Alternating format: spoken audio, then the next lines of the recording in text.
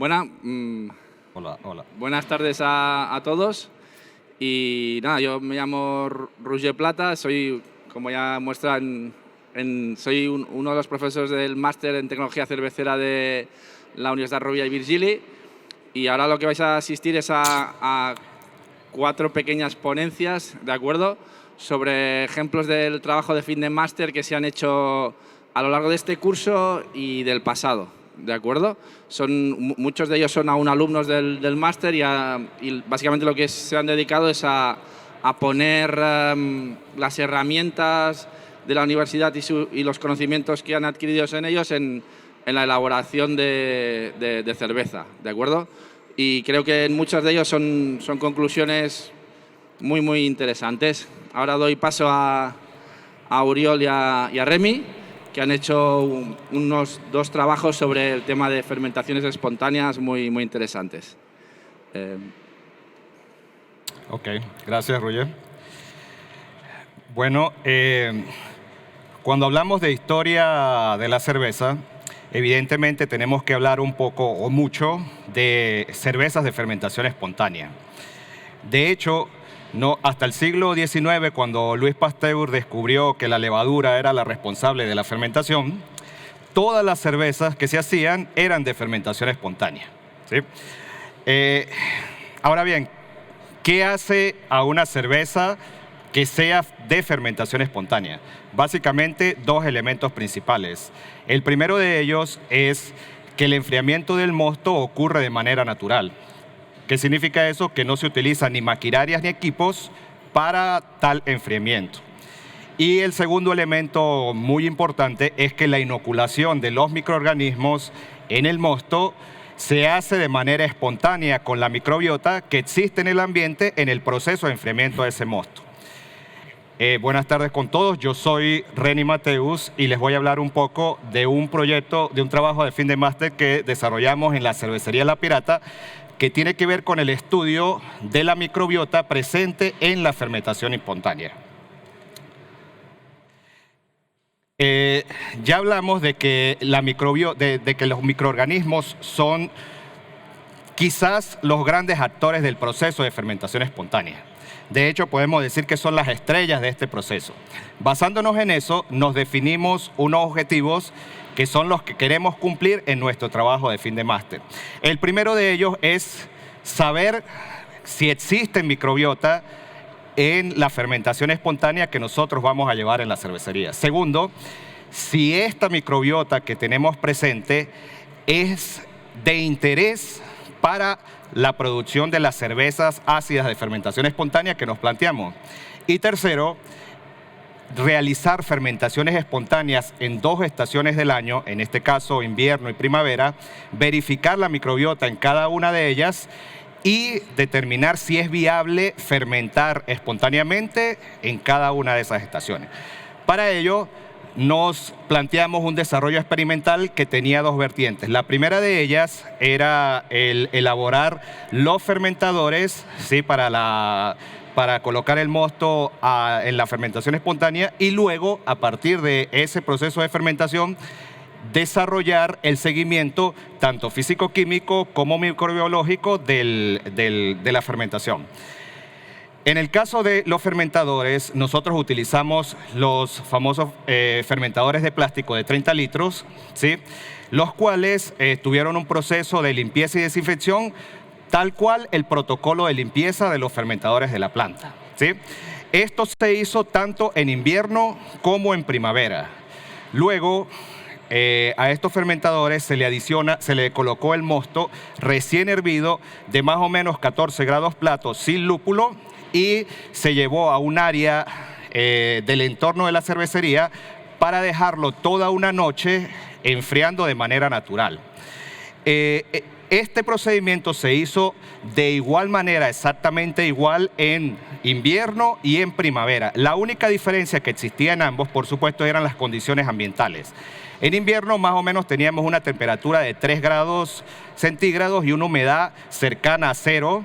a 0%, y en verano teníamos una temperatura promedio en el proceso de enfriamiento de aproximadamente 14 grados centígrados y una humedad de aproximadamente un 10%.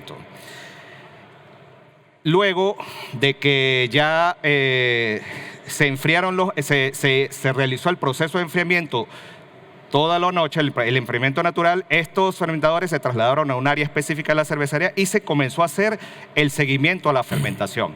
Este seguimiento contempla las mediciones, por supuesto, de densidad y pH y un seguimiento microbiológico para determinar la existencia y la identificación de la microbiota que se inoculó de manera espontánea en el mosto.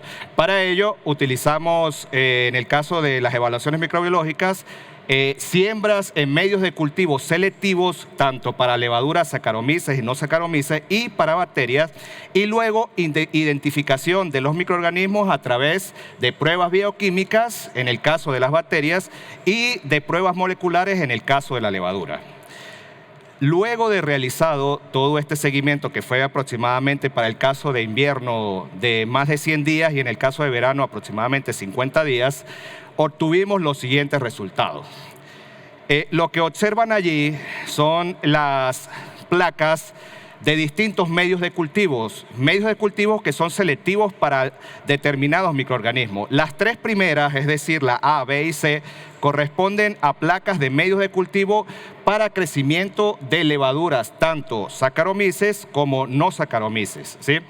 Y las placas D y E corresponden a medios selectivos para bacterias que crecen en medios anaerobios, como las bacterias lácticas, o la E, que son medios de cultivos que se hacen para bacterias que crecen en medios aerobios, en condiciones aerobias, con un identificador particular, que es que se le adiciona carbonato de calcio para tratar de ver si hay crecimiento de bacterias acéticas, que también son interesantes en el proceso de fermentación espontánea.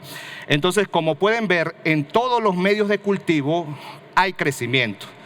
¿Eso qué significa? Que nuestro primer objetivo que nos trazamos en el proyecto, que era la existencia de microorganismos, ya lo cumplimos. Sin embargo, bueno, este es en invierno. En primavera también observamos el mismo crecimiento con una diferencia, y es una diferencia muy importante que hay que puntualizar para cuando se decida llevar a cabo una fermentación espontánea en estas épocas del año. Y es que en todos los fermentadores que se colocaron en primavera hubo crecimiento de mohos al día siguiente, a las muestras que se tomaron al día siguiente del enfriamiento natural.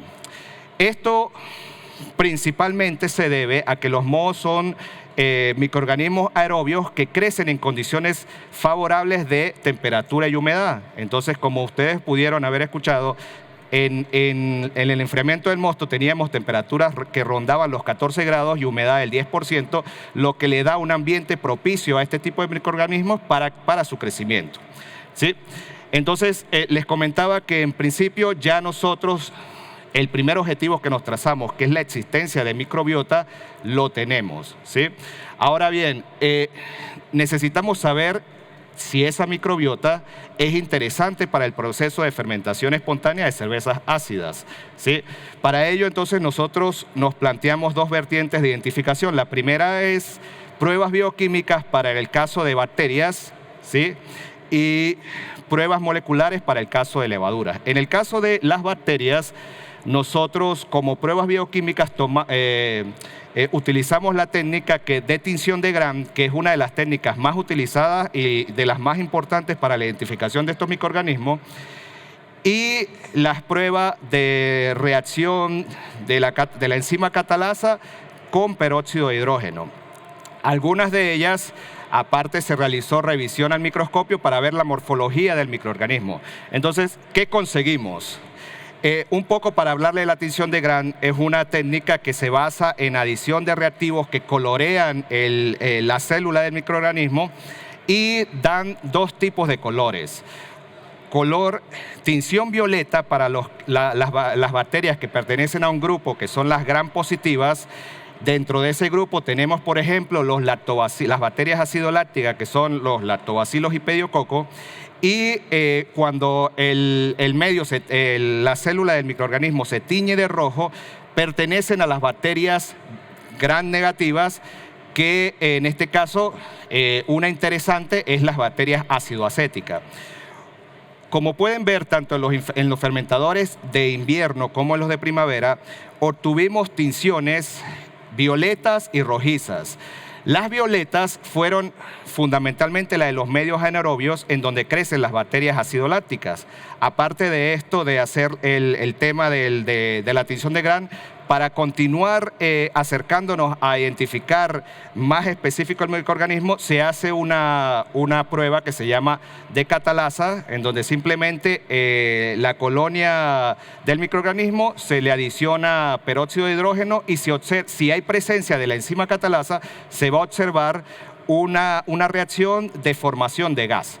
En este caso, ninguna de las bacterias, de los microorganismos analizados, presentaban tal reacción, entonces se considera que la reacción es negativa. Por ende, entonces llegamos a la conclusión que teníamos bacterias ácido-lácticas que crecieron en el medio anaerobio, y es correcto, y bacterias ácido-acéticas que crecieron en el medio aerobio, que es correcto. Entonces, primer objetivo, existencia de microbiota, ya lo tenemos. Segundo objetivo, identificación de la microbiota y ver si era interesante. Entonces tenemos que las bacterias ácido-lácticas y ácido-acéticas son microorganismos que son de gran interés para la fermentación espontánea. Ahora vamos a ver las pruebas que se realizaron a los medios en donde crecieron levaduras. En este caso, utilizamos las técnicas de pruebas moleculares a través de la extracción del ADN de la célula de levadura, y luego realización de una prueba PCR similar a las pruebas PCR que nosotros estamos viendo en la actualidad con el tema del COVID. Solo que una vez realizada la PCR se le adiciona una enzima para que luego de realizar una técnica que se llama electroforesis horizontal, se separan los microorganismos en bandas, y cada banda es específica de la especie de bacteria, de varias especies, de levadura, de varias especies de levadura. Entonces, luego de que nosotros hicimos el ensayo, pudimos ver que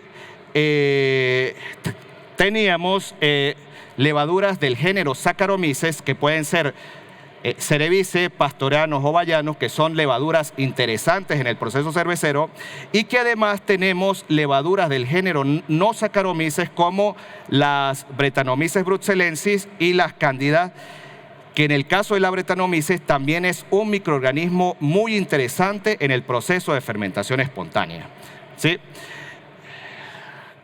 Aparte de todo lo que es la evaluación microbiológica, también se hizo la evaluación físico-química a través del seguimiento de la densidad y el pH. En este caso podemos observar algo muy interesante, y es que tanto en los fermentadores de invierno como verano, uno de ellos no tuvo atenuación aparente adecuada. Observemos que prácticamente la densidad en uno de los fermentadores se mantuvo constante. ¿Sí? Si observamos la tendencia normal en un proceso de fermentación, es que la densidad vaya bajando en el tiempo, producto justamente del consumo de todos esos carbohidratos que contiene el mosto. En este caso, un fermentador en cada época del año no presentó atenuación. La razón por eso, por lo que ocurrió eso, no la sabemos, pero lo que sí tenemos claro es que si colocamos dos fermentadores que se trataron exactamente igual en procesos de limpieza, en colocación del mosto, el mismo mosto, y que el lugar en donde se colocó para enfriamiento es exactamente el mismo, nos dieron atenuaciones aparentes muy distintas. En un caso, prácticamente el 90% de atenuación, que es lo normal que se consigue en un proceso de fermentación espontánea, y en el otro caso no llegó ni siquiera al 15% de atenuación. ¿Qué significa eso? Que en la fermentación espontánea el tema aleatorio o impredecible siempre va a estar. Entonces, cuando llevamos a cabo algún proyecto de fermentación espontánea, tenemos que tener claro que es una moneda al aire que estamos tirando porque no sabemos cuál va a ser el comportamiento de la microbiota. En este caso, en ambos teníamos la misma microbiota, pero en uno hubo atenuación aparente adecuada y en el otro prácticamente no atenuó, ¿sí? Entonces, esa es una de las conclusiones importantes a las que llegamos en el trabajo. En el caso del pH, observamos una tendencia más adecuada, ¿sí?, de comportamiento del pH, llegando más o menos a un pH en casi todas de ellas de 3,50. Si observamos un trabajo que se hizo en el año 2017, en donde se determinó los pHs de las cervezas, de los distintos tipos de cervezas Lambic, observamos que más o menos el promedio, o sea, el rango en donde se mueven ellas está entre 320 y 360. Y si vemos el... No se regresa. Ahí está. Si vemos los pHs en los que nosotros estuvimos, más o menos en 350 se encuentra en ese rango. Entonces, esa es una conclusión también interesante a la que llegamos en esto. Entonces, finalizando, vamos a hablar de las conclusiones.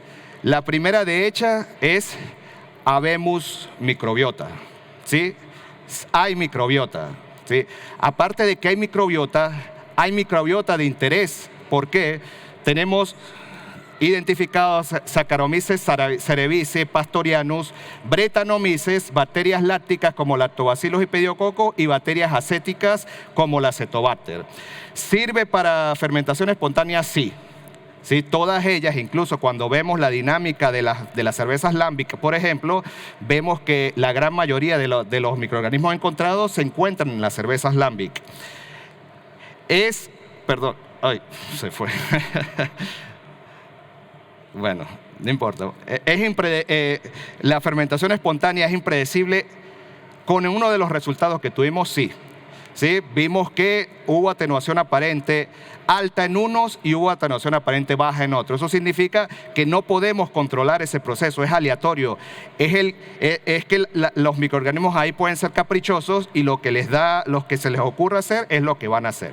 Y lo último es, no es conveniente hacer o no es recomendable hacer fermentación espontánea en primavera, porque no solo porque pueden crecer microorganismos indeseados como los mohos, sino que también se acelera el proceso de fermentación. Entonces, como lo decía Jeff Sparrow en su libro Wild Brews, las cervezas espontáneas normalmente son cervezas salvajes. No hay que hacerlas más salvajes en condiciones de primavera. Quizás por eso los belgas hacen las cervezas de fermentación espontánea solo en invierno. ¿Sí? Ahora mi compañero Uriol va a continuar con su... Buen día, yo soy Uriol Lacambra y hoy les presentaré los resultados de mi trabajo de fin de máster, que partiendo un poco desde donde ha hablado Reni, yo no estudio tanto qué es la fermentación espontánea, sino cómo el clima afecta a la fermentación espontánea. Este trabajo se ha realizado con Cervesa Sagarreta y con la Universidad Rovira i Virgili y consta de un seguimiento de fermentaciones, así como otra serie de técnicas. Bien, Reni ya nos ha hablado muy bien de qué es la cerveza espontánea. Sabemos que durante muchos siglos la cerveza ha sido espontánea. La pregunta es, ¿por qué hoy queremos cerveza espontánea? Bien, el porqué es muy simple, es interesante, especialmente organolépticamente, si no a ninguno de los presentes nos interesaría fabricarla. ¿Cuál es su principal hándicap? Que no hay control. Entonces, ¿cuál es el modo de conseguir un cierto control? Haciéndolo en invierno. Haciéndolo en invierno, las temperaturas son menores y las poblaciones de microbiología son menores y están mejor controladas. Nuestro planteamiento en Sagarreta fue, ya se hacen cervezas espontáneas y ellos tienen su procedimiento para hacerlas. Entonces, ¿cómo podemos alargar este periodo? Nuestra hipótesis era que en unas condiciones climáticas adecuadas podríamos ampliar el periodo de invierno hasta unos meses más. Consideramos que en condiciones de viento o lluvia era posible que hubiera una limpieza atmosférica y por tanto fuera posible replicar estas condiciones. Esto es lo que se estudió. El método utilizado fue un coolship, que es un método tradicional belga para enfriar la cerveza al mismo tiempo que se inocula. Hicimos la cerveza, congelamos unas muestras y cuando se dieron las condiciones climáticas adecuadas, inoculamos estas muestras en recipientes de dimensiones similares, porque es importante mantener el área de inoculación, y le hicimos unas pruebas. ¿Cuáles fueron estas pruebas? Fueron bastante multidisciplinares y parecidas a las que utilizó Reni. La primera fue sobre todo un estudio con microscopio, que consta de recuento de levaduras, recuento de viables y observación morfológica. Hubo un seguimiento de fermentación mediante parámetros físicos, hubo siembras en placa con medios muy parecidos a los suyos y posteriormente una PCR. Entonces, estudiamos dos condiciones, lluvia y condiciones de sol, buen tiempo. Consideramos que era mejor estudiar solo dos para tener un análisis más preciso. Vayamos por el pH, que es uno de los factores que la mayoría de cerveceros utilizan. Vemos que en las condiciones de lluvia el pH acaba muy por debajo de lo deseado, alrededor de 3,4 o un poquito más. Por el contrario, las condiciones de sol llegó a un pH de 3,7, que es aceptable en una cerveza espontánea, en una cerveza ácida, que es lo que es esta. La densidad es mucho más indicativa de cómo funcionó esto y el conjunto nos ayuda. Vemos que la densidad, la atenuación fue correcta en condiciones de sol, llegando a una densidad de 1005, mientras que hubo una parada fermentativa a partir de las 2 semanas en condiciones de lluvia. Vemos que la densidad quedó alrededor de 1012, cosa que en una cerveza como la que buscábamos no es correcto. En cuanto al recuento celular, esto es interesante para ver la evolución del global. ¿Qué segregaron nuestros microorganismos? Vemos que en condiciones de sol el recuento celular fue elevado todo el tiempo y en aumento. En la 5ª semana, que es cuando acabó nuestro seguimiento, la población se había disparado por encima del 10,8, de 10 millones. Y en cambio hubo una clara bajada de viabilidad celular en las condiciones de lluvia. Hablando de la viabilidad, podemos observar cómo en las condiciones de sol se mantiene más o menos elevada, a pesar de lo curioso que es esta forma de U, que además es presente en ambas condiciones climáticas, pero en conjunto la viabilidad es de hasta un 20% superior en estas condiciones de sol. Estoy hablando de dos condiciones y es interesante mencionar que la diferencia hubo solo una semana de diferencia entre inoculaciones y por tanto el clima no había cambiado a excepción de lluvia o no lluvia. Bien, recuentos celulares. Sin entrar en detalles, aquí se analizan los 4 tipos de medios utilizados, que eran también levaduras no Saccharomyces, bacterias y una para detección de Brettanomyces, Hanseníaspora, este tipo de microorganismos que pueden, pero no siempre, resultar interesantes. Si vamos a la leyenda, no sé si lo podéis ver desde aquí, pero las condiciones de sol a mi derecha tienen una escala de 10,8, mientras que las de lluvia tienen una escala de 10,6, que es bastante bajo. Puede ser uno de los indicadores o quizá un síntoma de esta baja viabilidad. Podemos observar que las poblaciones de microorganismos levaduras y levaduras no Saccharomyces son prácticamente paralelas, cosa que nos indica una interesante variedad de microorganismos en esta inoculación espontánea, dándole una riqueza en levaduras. Por otro lado, las poblaciones de bacterias y de Brettanomyces no son tan constantes, pero veremos en las condiciones de lluvia cómo pasada la 4ª semana se disparan incluso por encima de la levadura, cosa que indica una gran presencia de bacterias que puede justificar la acidificación.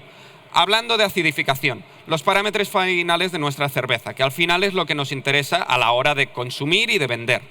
El grado alcohólico en las condiciones de sol fue el deseado, alrededor de 4 grados alcohólicos, Es una cerveza relativamente ligera, con una atenuación importante y por tanto es lo deseado. Por el contrario, vemos que en condiciones de lluvia apenas llegó a 1 grado alcohólico. Eso evidentemente es bajo y es indicativo de esta parada fermentativa. Cuando además analizamos la acidez total, tanto en ácido láctico como en ácido acético, vemos que es muy superior a las condiciones de sol. Por tanto, podemos afirmar que ha habido estas fermentaciones ácido-lácticas y ácido-acéticas. Esta diapositiva considero que es importante porque nos compara. Es el tanto por ciento en las muestras de lluvia respecto a las muestras de sol.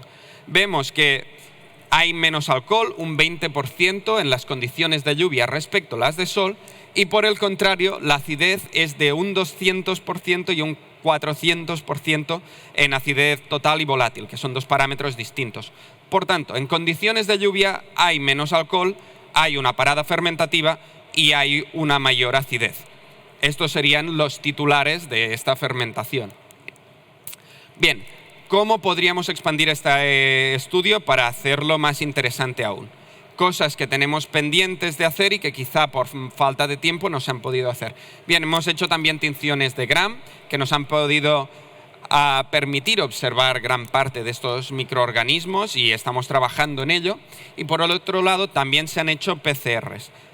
Estos estudios son preliminares, pero a día de hoy hemos detectado una interesante variedad que incluye Saccharomyces, incluye Zygosacharomyces, Brettanomyces, Cándidas, Pichias, etc. Y Brettanomyces también. Podemos afirmar que nuestra fermentación fue exitosa porque inoculó una gran variedad de especies, que al final es lo que se busca. Se busca esta riqueza organoléptica que aportan estos microorganismos que habitualmente no se utilizan cuando se inocula con una levadura industrial. Bien, conclusiones. Existe una diferencia clara cuando inoculas a una misma época del año con diferentes condiciones climáticas.